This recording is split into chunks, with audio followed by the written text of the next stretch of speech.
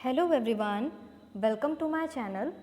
So here we have taken class 8th chapter, that is conservation, and this is part 2 of this chapter. तो इससे पहले एक video already upload हो चुकी है, please go and watch that also.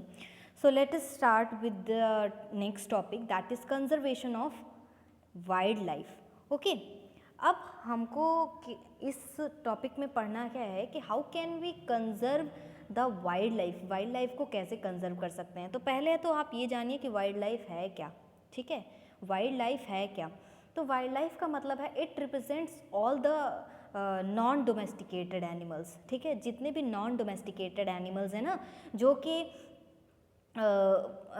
Natural habitat में रहते हैं. जैसे कि अगर हमको देख लें कि कुछ लोग अपने घरों पे कुछ एनिमल्स को रखते हैं, पेट एनिमल्स उनके होते हैं, उनको वो रखते हैं. तो यहाँ पर उन एनिमल्स की बात नहीं हो रही है, यहाँ पर उन एनिमल्स की बात हो रही है दोज आर नॉन डोमेस्टिकेटेड, जो कि नॉन डोमेस्टिकेटेड हैं.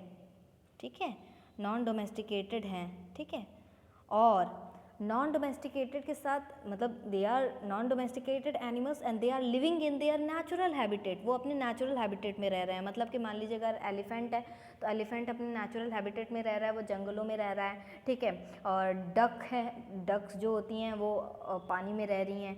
ठीक, फिर बर्ड्स जो हैं उनको किसी पिंजरे में बंद करके नहीं रखा गया है, वो आसमान में फ्लाई कर रहे हैं ना, तो आप ये कह सकते हैं ना.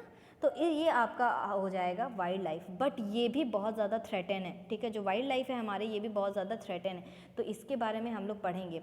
क्यों? अब ये है कि due to the destruction of habitats wildlife has main threat. ठीक है, तो ये जो कंजर्वेशन ऑफ वाइल्ड लाइफ हम पढ़ रहे हैं, इसका मतलब क्या है कि इनको प्रिजर्व करके रखना, इनका प्रिजर्वेशन करना, वाइल्ड लाइफ का प्रिजर्वेशन करना. ठीक है, और प्रिजर्वेशन के साथ उनको प्रोटेक्शन करना, उनका प्रोटेक्शन करना. ठीक है, प्रोटेक्शन, और साथ ही साथ उनका रिस्टोरेशन करना. ठीक है, रिस्टोरेशन करना. तो यही चीज़ है कंजर्वेशन ऑफ लाइफ में. ठीक है, ताकि हम अपने एनवायरनमेंट में जितने भी हमारे वाइल्ड लाइफ हैं, ठीक है, उनको हम प्रिजर्व करके, उनको प्रोटेक्ट करके या रीस्टोर कर सकें, हम कर सकें हमारे वाइल्ड लाइफ को.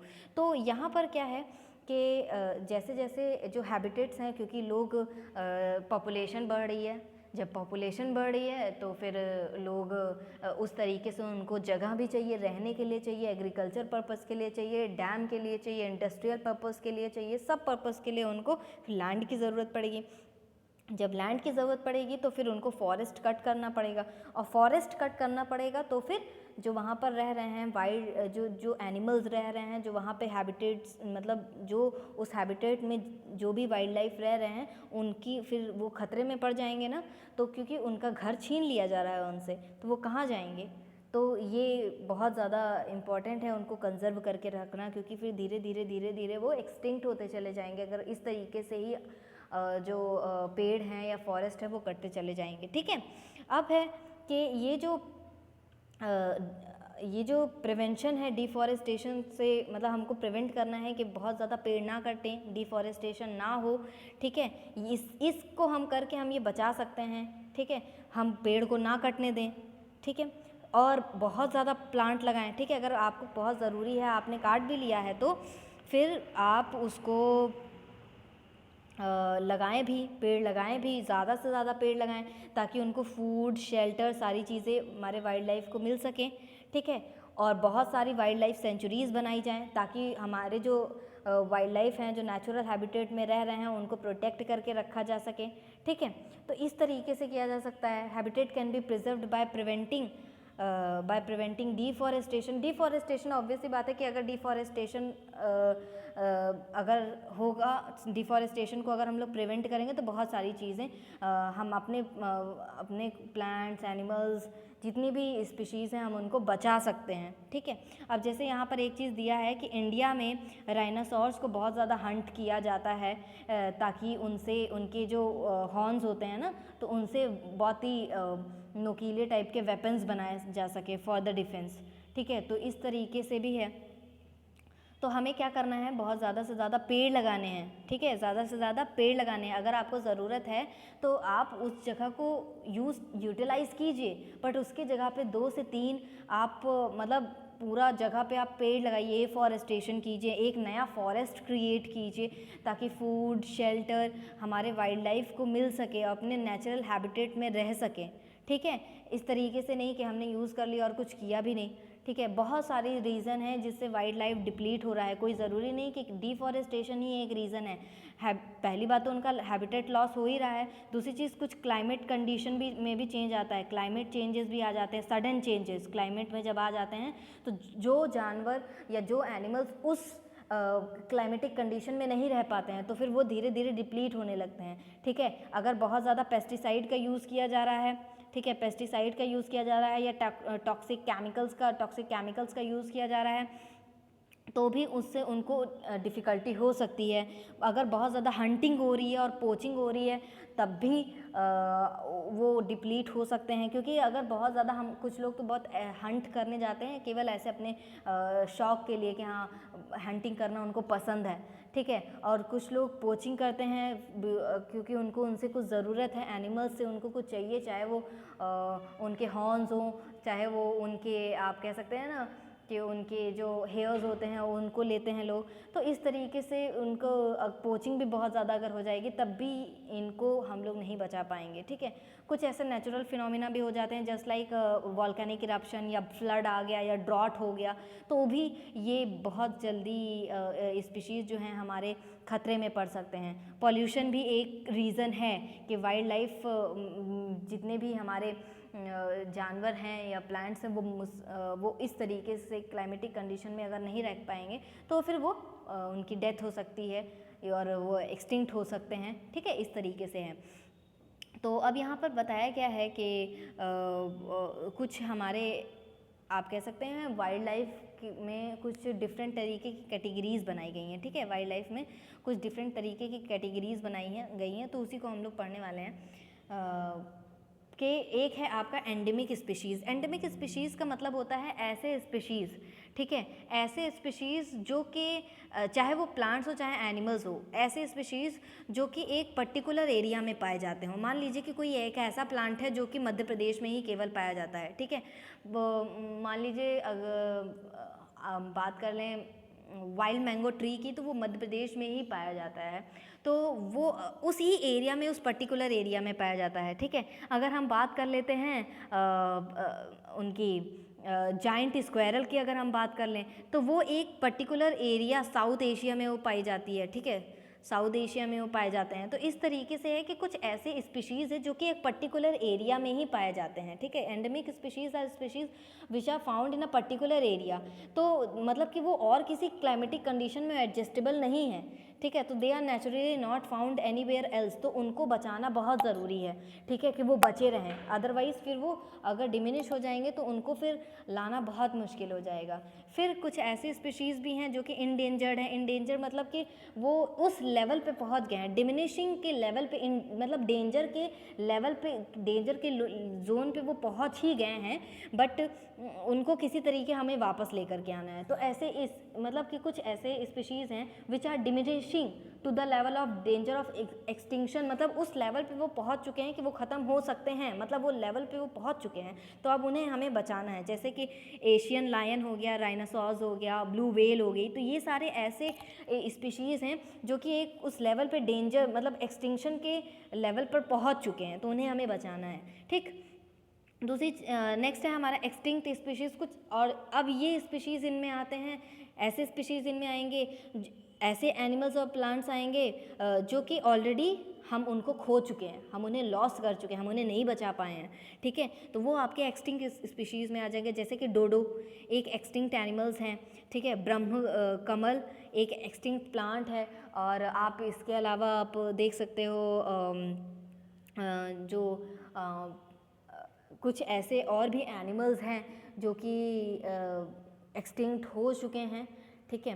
तो बहुत सारे ऐसे स्पीशीज़ हैं जो हमारे एक्सटिंक्ट हो चुके हैं और हमें पता भी नहीं है अभी, बहुत सारी तो हमें पता भी नहीं चले हैं, और कुछ कुछ के नाम पता है, ठीक है।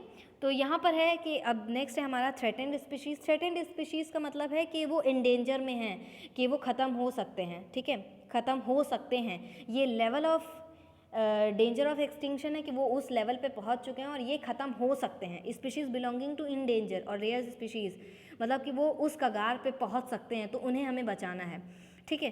तो there are large number of wild life sanctuaries are present in India.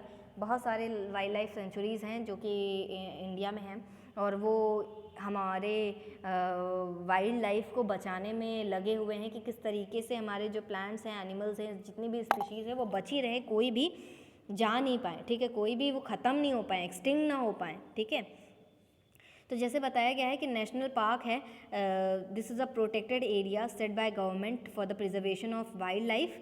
तो करेंटली इंडिया में जैसे ये 98 नेशनल पार्क बताया, तो ये जब बुक पब्लिश हुई होगी ये तब के आप कह सकते हैं कि एस्टिमेट्स हैं, बट अभी करंट अगर हम देखें तो अपने इंडिया में 101 नेशनल पार्क और 551 वाइल्ड लाइफ सेंचुरीज़ हैं। 554 में भी अभी हो चुके हैं, लेकिन अभी वो ऑफिशियल नहीं हुए हैं, ठीक है। 554 हो चुके बट अभी वो ऑफिशियल नहीं हुए हैं, अभी 551 ही है, ठीक है। 551 आपके सेंचुरीज़ हैं और 101 आपके उसको हाँ आपके नेशनल पार्क्स हैं, ओके। तो अब नेशनल पार्क में क्या है, नेशनल पार्क का मतलब क्या होता है, पहले ये जान लीजिए। नेशनल पार्क का मतलब ये है कि इट इज़ दैट एरिया, मतलब ये ऐसा एरिया है reserve for the welfare of wild life, ठीक है, ताकि हम वाइल्ड लाइफ को बचा सकें। वाइल्ड लाइफ को बचा सकें मतलब उनका पूरा नेचुरल हैबिटेट उनको दिया जाता है, वहाँ पे उनके खाने की,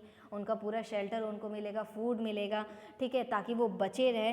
बट और वहाँ पर हंटिंग वगैरह बहुत बैन है, ठीक है, बहुत स्ट्रिक्टली बैन है वहाँ पर हंटिंग वगैरह। आप जा सकते हैं, आप देख सकते हैं, फ़ोटो क्लिक कर सकते हैं, घूम सकते हैं, बट आप वहाँ पे किसी भी तरीके की कोई भी अनयूजुअल थिंग नहीं कर सकते हैं, जैसे हंटिंग वगैरह, पोचिंग वगैरह आप नहीं कर सकते हो वहाँ पर, ठीक है। अब सेंचुरीज़ क्या होती हैं, सेंचुरीज़ भी इसी तरीके है कि ये ऐसे एरिया होते हैं जो कि प्रिजर्व हैं, कंजर्वेशन ऑफ वाइल्ड लाइफ के लिए ही हैं। यहाँ पर भी बहुत सारे ऑपरेशंस परफॉर्म किए जाते हैं, बट यहाँ पर एक फ़ायदा सेंचुरीज़ में ये है कि आप जैसे कि कुछ ऐसे कलेक्शन कर सकते हैं, मतलब कि कुछ ऐसे बहुत ही माइनर फॉरेस्ट प्रोडक्ट्स आप ले सकते हो, ठीक है। जैसे कुछ काम की चीज़ें हुई, ऐसा नहीं कि पूरा फॉरेस्ट ही कट कर डाला, जैसे कुछ माइनर चीज़ें आप वहाँ से उस फॉरेस्ट से आप ले सकते हो, ठीक है, अपने यूज़ के लिए, कलेक्शन के लिए, ठीक है, इतना अलाउ है। टिम्बर कटिंग अलाउ है, मतलब कि trees cutting timber tree is allowed there, ठीक है, सेंचुरीज़ में। तो ये सारी चीज़ें, लेकिन हंटिंग और पोचिंग वहाँ भी बैन है, ठीक है। आप जा सकते हो, देख सकते हो, बट वहाँ पर भी ये सारी चीज़ें बैन है। Visitors are allowed to travel with a limited area of the park. ऐसा नहीं है कि आप पूरा ऐसा एरिया तक चले गए, लेकिन ऐसा नहीं है कि आप किसी भी एरिया पे चले जाओ, ठीक है। कुछ लिमिटेड एरिया है जहाँ पर आप देख सकते हैं, उन्हें घूम सकते हैं, आप अलाउड हैं वहाँ तक जाने के लिए, अदरवाइज़ उसके आगे you are not allowed to go there, क्योंकि फिर उनका हैबिटेट आ जाता है जहाँ पर फिर वहाँ पे जाना फिर अलाउ नहीं होता है, ठीक है। By this they can see conservation of effective and active support of government is needed. तो बहुत सारे ऐसे गवर्नमेंट की तरफ से भी बहुत सारे ऑर्गेनाइजेशन हैं और नॉन गवर्नमेंटल ऑर्गेनाइजेशन भी हैं जो कि इन सारी चीज़ों में इनको एनवायरनमेंट को कंजर्व करने के लिए, प्रोटेक्ट करने के लिए, प्रिजर्व करने के लिए बनाए गए हैं। गवर्नमेंट की तरफ से भी कुछ हैं और कुछ NGOs भी हैं, नॉन गवर्नमेंटल ऑर्गेनाइजेशन भी हैं जो इनको प्रोटेक्ट करने में बहुत सालों से लगे हुए हैं। तो यहाँ पर हम उन्हीं की कुछ बात करेंगे। कुछ यहाँ पर इंटरनेशनल NGO की बात करेंगे जो कि इंडिया में उनकी ब्रांचेज़ हैं। तो जैसा कि world wide fund for nature, WWF, ठीक है, world wide fund for nature, और एक international union for conservation of nature and natural resources, IUCN, जिन्हें कि हम कहते हैं वर्ल्ड कंजर्वेशन यूनियन, जिन्हें हम WCU कहते हैं, जो कि वाइल्ड लाइफ कंजर्वेशन के लिए काम करते हैं, ठीक है। ये किसके लिए काम करते हैं, वाइल्ड कंजर्वेशन यूनियन किसके लिए काम करते हैं, they work for wild life conservation, okay. फिर इसके बाद में है कि IUCN जो है उन्होंने एक रेड डेटा बुक पब्लिश किया है। अब ये रेड डेटा बुक क्या है, बहुत इंपॉर्टेंट चीज़ है, बहुत बार जनरल नॉलेज में भी पूछा जाता है और कॉम्पिटिटिव एग्जाम्स में भी इनका बहुत ज़्यादा इनके बारे में पूछा जाता है। तो रेड डेटा बुक एक्चुअल में है क्या? तो रेड डेटा बुक एक ऐसे तरीके की सोर्स बुक है ना, जिसमें सारे रिकॉर्ड्स होते हैं, जिसमें सारे रिकॉर्ड्स रखे जाते हैं कि कौन कौन से ऐसे एनिमल्स या प्लांट्स हैं जो कि इंडेंजर्ड हैं, ठीक है, जो कि इंडेंजर्ड है। और हर किसी के लिए, हर प्लांट्स, एनिमल्स और अदर स्पीशीज़ के लिए डिफरेंट रेड डेटा बुक बनाई गई है, ठीक है। तो जैसे कि अगर कुछ प्लांट्स हैं जो कि इंडेंजर्ड हैं, कुछ एनिमल्स हैं जो कि इंडेंजर्ड हैं, कुछ ऐसे अदर स्पीशीज़ है जो इंडेंजर्ड है, तो सबके लिए अलग अलग एक रेड डेटा बुक बनाई गई है और उसमें पूरा डेटा रखा जाता है कि कौन कौन से ऐसे एनिमल्स, प्लांट्स हैं जो कि इंडेंजर्ड हैं। तो उसमें सारा रिकॉर्ड रखा जाता है और बार बार उसको फिर रिन्यूअल भी किया जाता है उसका, ठीक है, रिन्यू भी उसको किया जाता है, ठीक है। तो वही चीज़ यहाँ पे बताई गई है कि red data, IUCN has publish the red data book with a list of threatened species of the world, ठीक है, जो कि इंडेंजर्ड हैं। So this is done to notify those species which are threatened to extinction, ठीक है। तो हमारा इसका एम क्या है, उनको कंजर्व करना है। केवल ऐसा नहीं है कि आप डेटा बना करके एक पूरी बुक में रख दिए हो तो अच्छा डेटा का डेटा है और वो बुक बंद कर दी गई, नहीं, उस पर फिर काम भी होता है, ठीक है, कि उनको प्रमोट करना है, कि उनको कैसे कंजर्व करना है, कैसे कंजर्व करना है, ठीक है। तो इस तरीके से है, ठीक है। अभी बीच में कुछ एशियन लायंस को लेकर के बहुत ज़्यादा एडवर्टीजमेंट हो रही थी कि उनको बचाना है, ठीक है, बहुत ज़्यादा बचाना है, लेकिन धीरे धीरे वो एक्सटिंक्ट हो चुके हैं। हाँ, फिर एक्सटिंक्शन लेवल पे जा चुके हैं, आप ये कह सकते हो कि फिर द IUCN IUCN मीन्स, तो IUCN जो है वो this maintains the red list which is a compilation of endangered wildlife species, and red data book which provides data on population status of species included in red list, ठीक है। तो वही चीज़ जो मैंने बताया कि जो endangered wildlife species है उन्हीं का रिकॉर्ड इसमें रखा जाता है, ठीक है। और कितना है, कितने हो सकते हैं, अलग अलग स्पीशीज़ का अलग अलग लिस्ट फिर बनाया जाता है, ठीक है। तो वही है कि red data book species are classified into critical endangered या वल्नरेबल। वल्नरेबल का मतलब होता है ना कि जो डेंजर जोन में जा सकते हैं, ठीक है। कुछ ऐसे भी हमारे स्पीशीज़ हैं जो कि डेंजर जोन में हैं नहीं, बट वो जा सकते हैं, तो उनका भी डेटा यहाँ रखा जाता है और उनको बार बार पीरियोडिकली रिवाइज भी किया जाता है, ठीक है। तो green book gives a list of endangered plants growing in protected area, ठीक है। ग्रीन बुक जो है वो लिस्ट देता है इंडेंजर्ड प्लांट का, ठीक है, which is growing in a protected area, तो इसके लिए ग्रीन बुक है। अब यहाँ पर कुछ NGOs जो हैं, जो गवर्नमेंट, जो एनवायरनमेंट के लिए हम वर्क कर रहे हैं, इन सब चीज़ों के लिए, वाइल्ड लाइफ के कंजर्वेशन के लिए, प्लांट्स के कंजर्वेशन के लिए जो वर्क कर रहे हैं, बायोडाइवर्सिटी के कंजर्वेशन के लिए जो इतना वर्क कर रहे हैं, उनके बारे में कुछ यहाँ पर कुछ NGOs के बारे में यहाँ पर बताया गया है, ठीक है। जैसे कि centre for science and environment which is in Delhi, ठीक है। Bombay natural history society, may be it will be in Mumbai, okay. The energy and resource institute TERI which is in Delhi, ठीक है। ये आपके NGOs हैं। और कुछ there are all countries have law of protection and safeguard for environment, our government has the environment laws, हमारे यहाँ भी है, ठीक है। जैसे हर चीज़ के लिए लॉ बना हुआ है ना, कि ये इस चीज़ के लिए लॉ है, पढ़ने के लिए भी, मतलब कि आपके कितने सारे गवर्नमेंट्स कितने सारे लॉज बनाते हैं, कितने सारे आर्टिकल्स रोज़ कुछ ना कुछ आप कह सकते हो कि आपको नए नए सुनने को मिल रहे हैं ना। तो फिर इसी तरीके से हमारे एनवायरनमेंट के लिए भी कुछ लॉ बनाए गए हैं, जैसे कि एनवायरनमेंट प्रोटेक्शन एक्ट है 1986, the forest conservation act 1980, the wild life protection act 1972, ठीक है। तो यहाँ पर स्ट्रिक्ट लॉज इम्प्लीमेंट किए जाते हैं ताकि हंटिंग एनिमल्स की ना हो दैट आर इंडेंजर्ड, ठीक है, जो कि इंडेंजर्ड हैं उनकी हंटिंग वगैरह नहीं हो, ठीक है। बिकॉज द हंटिंग, आप जैसे कि the hunting of tiger is band in India since 1973, सन 1973 से ही टाइगर को जो हंट करना वो उसी समय से बैन हो गया है, ठीक है। और एलिफेंट, राइनासोर्स, को भी किल किया जाता है, उनके जो ये दांत निकले रहते हैं ना एलिफेंट्स के लिए, उनके लिए उनको मार दिया जाता है, डायनासोर्स को हॉर्न्स के लिए मार दिया जाता है, ठीक है, बियर्स और फॉक्स को फर्स के लिए मार दिया जाता है, और टाइगर की स्किन के लिए उनको मतलब उनकी हंटिंग कर दी जाती है, ठीक है। Though the trading of ivory fur skin is ban, ठीक है, जबकि ये सब बैन जो ये सब है फर वगैरह की ये जो ट्रेडिंग है वो बैन भी हो चुकी है, but poaching will still go on as the buyers are ready to buy, ठीक है। ऐसा अब ये यहाँ पर इसका मतलब ये है ना कि बैन तो गवर्नमेंट ने कर दिया है, लेकिन लोग अभी भी उसकी डिमांड कर रहे हैं, अभी भी डिमांड कर रहे हैं, और किसी भी तरीके से लोग, क्योंकि मार्केट में उसकी डिमांड है तो फिर उसको किसी ना किसी तरीके से सप्लायर्स को देना ही देना है, तो फिर वो पोचिंग अभी भी चल रही है, जो कि इट इज़ लीगली बैन, ठीक। Proper management should be developed for preservation of animals, ठीक है, एक प्रॉपर मैनेजमेंट होना चाहिए ताकि एनिमल्स को प्रिजर्व किया जा सके, एज वेल एज जो इंडेंजर्ड स्पीशीज़ है उनकी किलिंग को भी कंट्रोल किया जा सके, ठीक है। इन सब के लिए एक प्रॉपर मैनेजमेंट होना चाहिए। तो यहाँ पर कुछ ऐसे एक्सटिंक्ट और थ्रेटेंड एनिमल्स के नाम बताए गए हैं, dodo, great Indian bustard, passenger pigeon and spotted owl, तो these are endangered and some are extincted also, ठीक है। Dinosaurs are also extincted animals, okay. Some biosphere reserves, natural parks and wildlife sanctuaries in the country, बहुत कुछ यहाँ पर बताए गए हैं, जैसे कि इंडिया में अभी मैंने बताया कि कितने 101 national park and 551 wild life centuries हैं एंड बायोस्फीयर रिजर्व्स भी हैं।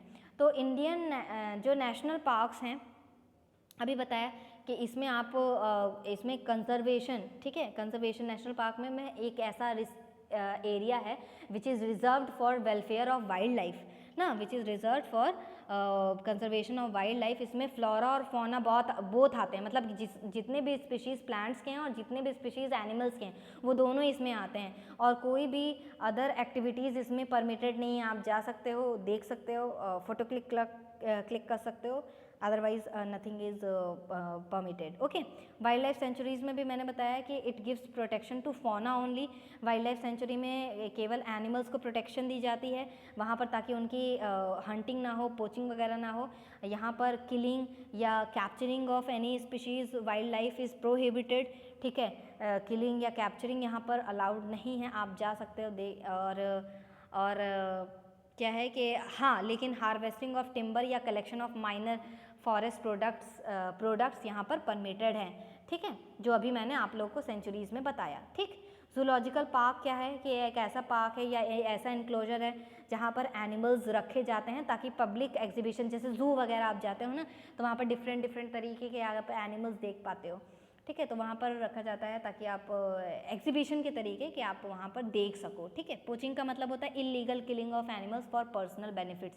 पर्सनल बेनिफिट्स में हम लोग क्या करते हैं, उनका हॉर्न्स ले लेते हैं ताकि हम वेपन्स बना सकें, उनकी स्किन ले लेते हैं ताकि हम फर का यूज़ बना सके ना, तो इस तरीके से, ठीक है। अब यहाँ पर जैसे बॉटनिकल गार्डन बताया गया है, ये ऐसा एक गार्डन है जहाँ पर कंजर्व किया जाता है कुछ थ्रेटेंड और रेयर प्लांट्स को, जो एकदम बाहर की दुनिया में तो आपको देखने को ही नहीं मिलेंगे, ठीक है, या नेचुरल ऐसे ही हैबिटेट में, ऐसे ही क्लाइमेट में नहीं देखने को मिल जाएंगे, ठीक है। बायोस्फीयर रिजर्व्स, ये ऐसे प्रोटेक्टेड एरियाज़ हैं जहाँ पर where in people are an important component of the system, ठीक है, इसकी कंपोनेंट इम्पॉर्टेंट कंपोनेंट हैं एक सिस्टम के, ठीक है, पीपल्स भी। तो these are multipurpose protected areas being developed to conserve biodiversity. अब ये सारी चीज़ें क्यों की जा रही हैं, ताकि बायोडाइवर्सिटी को कंजर्व करके रखा जा सके, प्रिजर्व करके रखा जा सके, ताकि इकोलॉजिकल बैलेंस बना रहे और कंजर्वेशन को प्रमोट किया जा सके, ठीक है। तो ये इसलिए इस तरीके की सारी चीज़ें बनी हुई हैं, ठीक है। आई होप आपको ये जो टॉपिक है आपको अच्छे से समझ में आया होगा, and in our next video we will talk about some national park wildlife sanctuaries present in India, and we will also talk about Project Tiger and migration, okay. So in this video we will learn till here. So please, if you like my video, please don't forget to like, subscribe and share. Please share with your friends also, and do subscribe also. See you in the next video. Thank you.